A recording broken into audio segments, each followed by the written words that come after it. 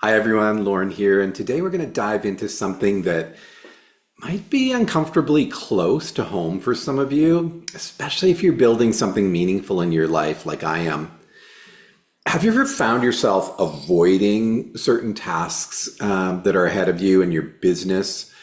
You know, they're important, but on some level, it's like, ugh, I just can't go there. For me, it's metrics. It's following up with leads sometimes. It's consistently posting on social media to build my coaching business. Well, there's a name for this inner voice that keeps us from doing that and keeps us distracted, and we call it the Avoider Saboteur. So according to the Harvard Business Review studies, nearly 95% of entrepreneurs reported regularly procrastinating or delaying essential business building activities. And among those in midlife transitions specifically, the number climbs even higher.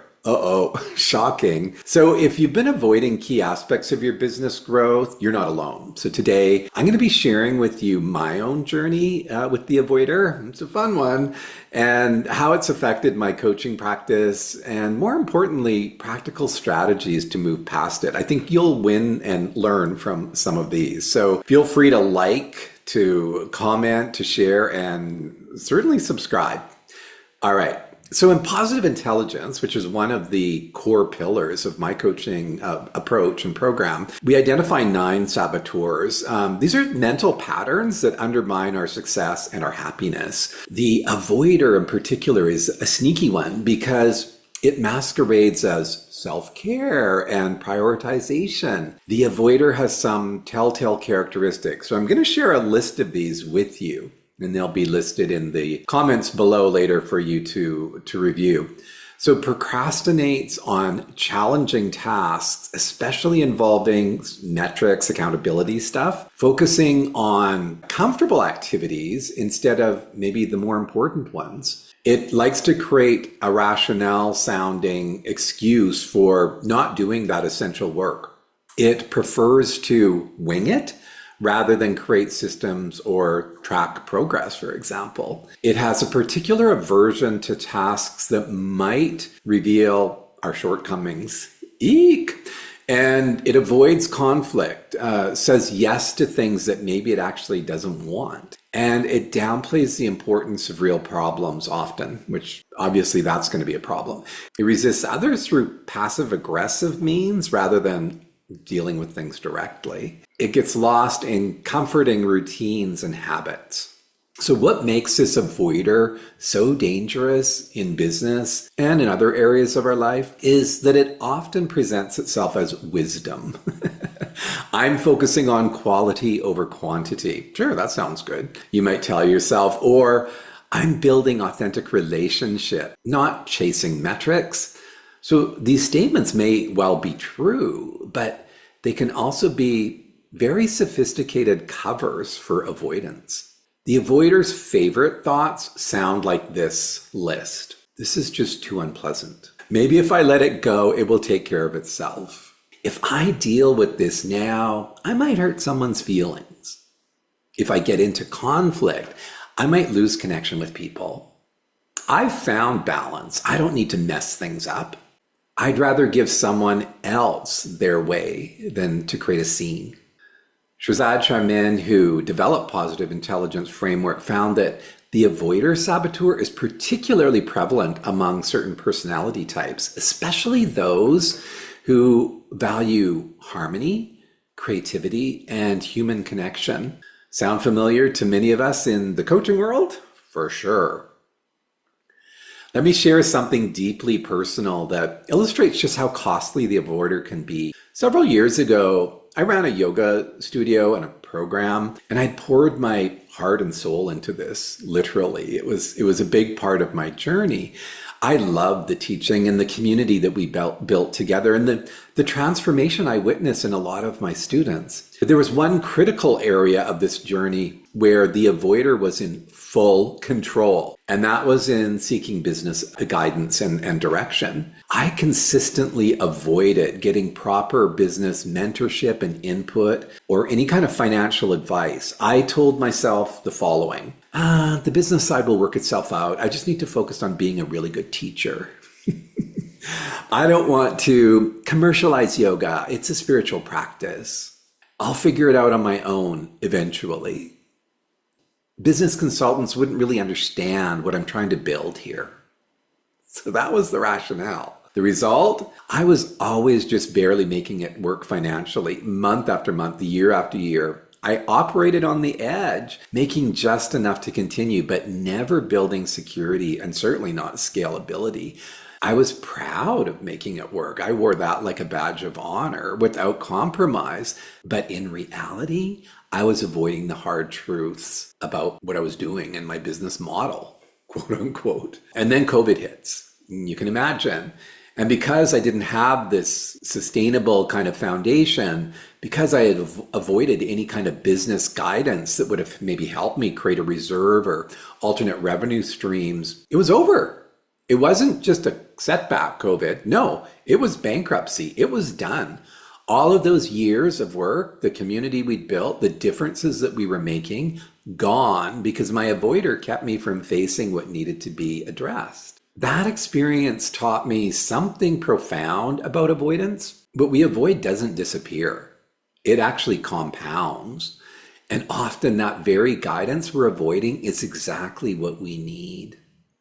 Now, in my coaching business, I've made a commitment to myself, and this is an ongoing process, to face what feels uncomfortable, especially around business growth and metrics, because I know firsthand the cost of letting the avoider run the show. And it's a costly, expensive venture when the avoider's in control. So the irony of the avoider is that by trying to avoid comfort in the short term, well, guess what? We're creating even bigger problems in the long term. So here are some sobering statistics. According to a study done by the Small Business Administration, 30% of new businesses fail in the first 2 years, 50% fail in 5 years, and 66% fail in the first 10 years. Among the top reasons for these failures is poor planning, inadequate tracking of business performance, and a failure to adapt to market feedback. So by avoiding metrics tracking, I was blind to my business decisions. I couldn't identify what content actually resonated with my audience. I had no baseline to measure improvements, and I was missing opportunities to course correct early. I was constantly changing my programs.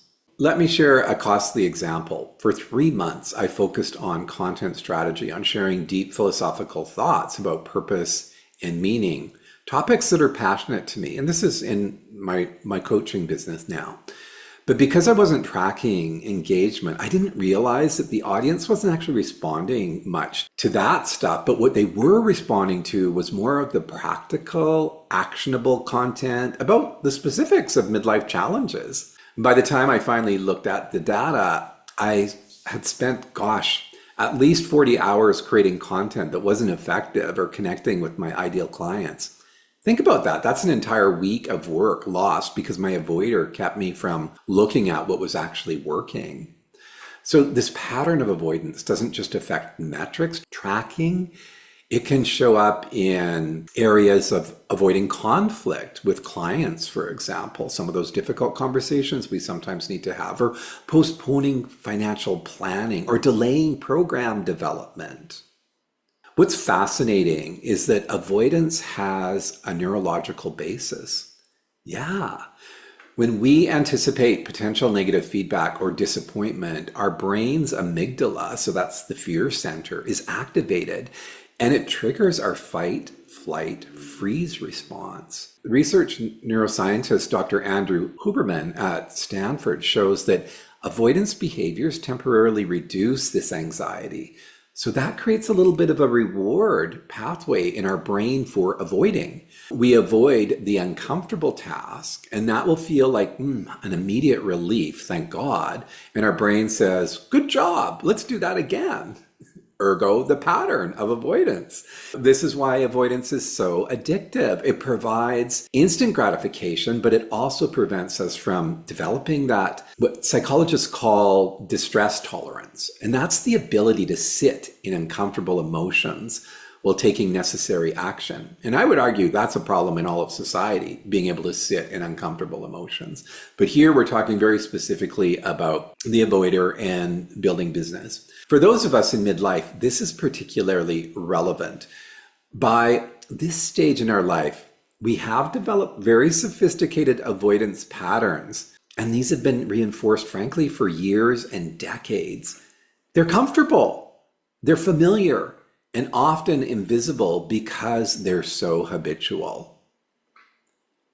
I like to share a powerful client story that demonstrates both the challenge and the possibility of overcoming the avoider saboteur. So one of my clients, let's call him Jim, an incredible artistic person who pursued formal art education in his youth, but despite the talent, the training, veered away from pursuing art professionally after the studies. What was fascinating about his situation was that the avoider had a unique twist because he came from a family of successful artists, including his parents. So rather than being an advantage, the avoider was triggered in such a way that it was fear and comparison. His avoider would tell him, "You'll never be as good as them, so why even try? The art world is too complicated. Why go there? And better to keep art as a hobby rather than to risk public failure and humiliation." So Jim pursued a completely unrelated career path, and yet throughout his adult life was still making art, but privately, more as a little passion project. Evidence that the true passion actually remained alive beneath that avoider's control. When I was approached by Jim about what was going to happen with retirement, transitioning, that sort of thing, sort of early 60s, he came to me feeling a deep sense of regret about that artistic path not having been taken. When we worked together, we identified how this avoider had kept him playing small. We created a vision for what that next chapter could look like, honoring this artistic aspect and these gifts that he had, and systematically challenging that avoidance patterning that had been so deeply ingrained.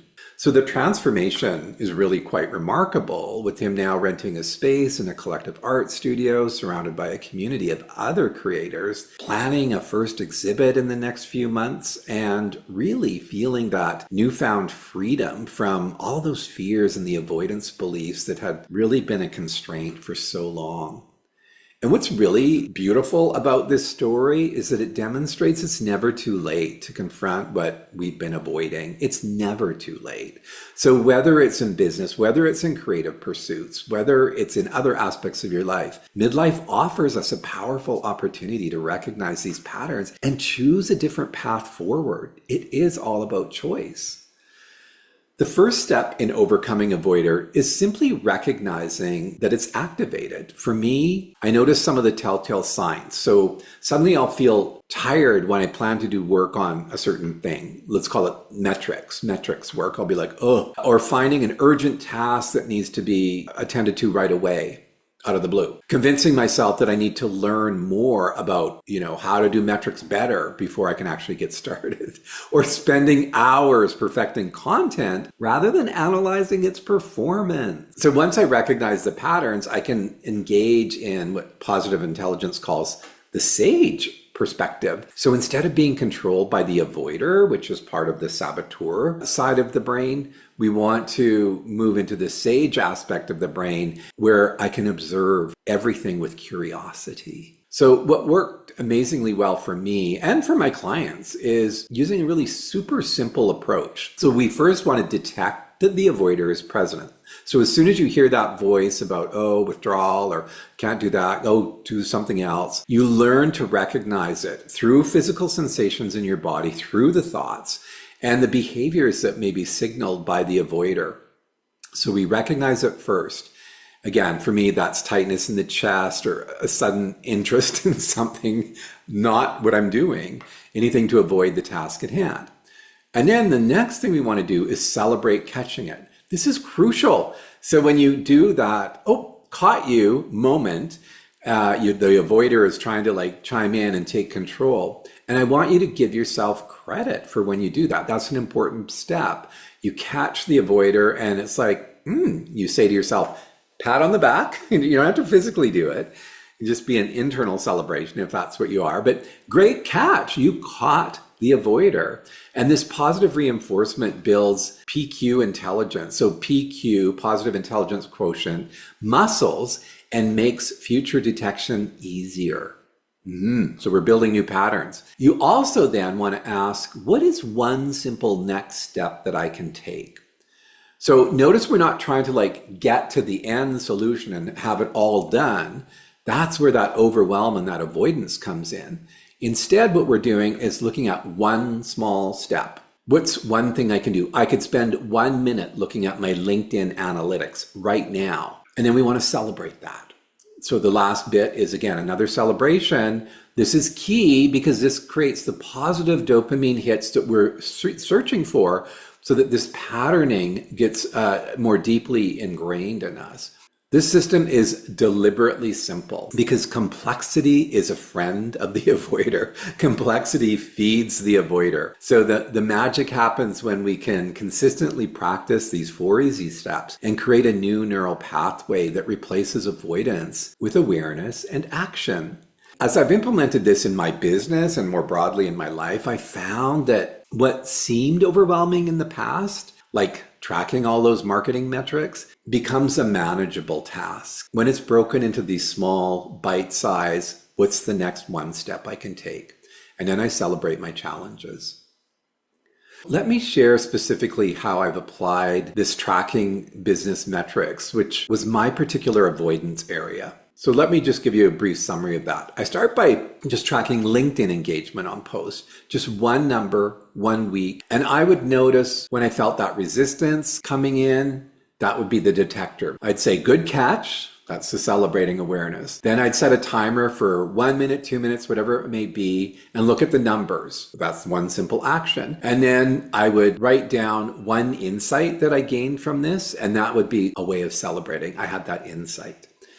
And after doing this consistently for a few weeks, setting up that pattern, I expanded to tracking content engagement across all platforms, newer connections, and those who were following my growth, and then website traffic from social media, what was going on there. All of this previously was just unknown to me. Conversions from content viewers to email subscribers. Yeah. So what's fascinating is that once I started facing all the stuff that I was avoiding, I actually began to enjoy the process. Funny how that works. The data became not a judgment of my worth, but valuable information that was guiding me forward.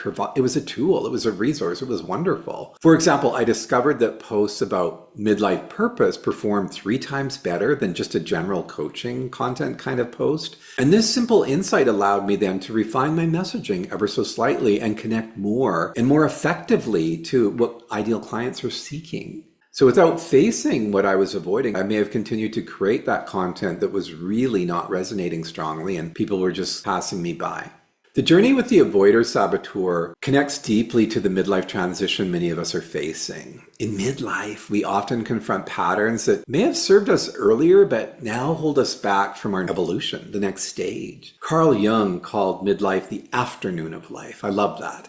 And suggested it required a different approach from that of our younger years. In the morning of life, so those younger years, we built our careers, our families, our identities, but the afternoon of life calls for deeper meaning. It calls for authenticity. It calls for integrity. And the courage to face what we've been avoiding, whether it's business, life, or some other aspect, is part of what I call the quiet pivot. It's not about dramatic external changes, but more about an internal shift that leads to greater alignment, greater purpose, and greater fulfillment. When we avoid tracking our business metrics, for example, we're often avoiding a deeper question. Am I on the right path? And that's a question many of us in midlife are drawn to, but oh my God, many of us are terrified by facing that question as well. So if you recognize the Avoider Saboteur is at work in your life, in your business, here's some practical steps, some planning that can begin to shift this pattern. So I'm going to invite you to explore this. Identify your top 3 avoidance areas. So what business activities do you consistently postpone or resist, for example? Is it following up with leads? Is it reviewing your finances? Is it creating content consistently? So write those down, and if it's not business related, that's fine. So what are your 3 main avoidances? Start with the least threatening one and choose that area that feels, least emotionally charged. And remember, you're building your avoidance tolerance muscle. So you're going to choose one. And then next, create a ridiculously small daily practice. So for example, if you're avoiding social media metrics, commit to checking just one of the platform's analytics for 1 or 2 minutes in the morning. That's it. That's your starting point. The key is to make it so small that your avoider can't reasonably object. And again, if it's not business, it's another aspect of your life, just one simple thing. And then find also a specific accountability partner. This is key because you want to share your commitment with them and then establish a regular check-in schedule so they can help to keep you accountable. Use PQ techniques. So positive intelligence, PQ techniques are ways to address this avoidance. And what we do is we just take 10 seconds to physically feel your fingertips gently rubbing together, wiggle your toes for 10 seconds, whatever it is. It's about being in the body, getting out of your head, being in your body. And this activates your sage brain and weakens that saboteur grip, that avoider's grip on you. And then lastly, reward insights, not just results. So create a system to celebrate what you learn from facing what you've been avoiding, regardless of whether the data is good or bad. Remember, our simple system: detect, celebrate the awareness, take one small step, and celebrate that step. This creates positive reinforcement that makes it easier to continue to face what you've been avoiding. That's what you need to do. So this week, I invite you to consider, what might your avoider saboteur be keeping you from facing? Is there a system, conversation, or a practice you've been putting off that could actually move you forward? Remember, the path to purpose isn't about perfection. It's really about awareness and gentle, consistent action. Gentle and consistent action is the sage approach. That's the heart of the mental fitness approach I teach in my coaching program. And as poet David White says, the antidote to exhaustion is not necessarily rest. The antidote to exhaustion is wholeheartedness. So when we stop avoiding and start engaging wholeheartedly with our business metrics, our client feedback, our financial reality, whatever the case may be, we actually gain energy rather than deplete it. So if this all resonates with you, I'd love to hear your comments below and what you're planning to commit to avoiding this week. And if you'd like to learn more about the saboteurs and how I work with them in my coaching, you can go ahead and check out the saboteur assessment link below. Until next time, this is Lauren, reminding you that awareness is the first step to meaningful change. And sometimes the things we're most avoiding are precisely where our greatest growth awaits. Thanks again. Remember to comment, like, share, subscribe, and I'll see you soon.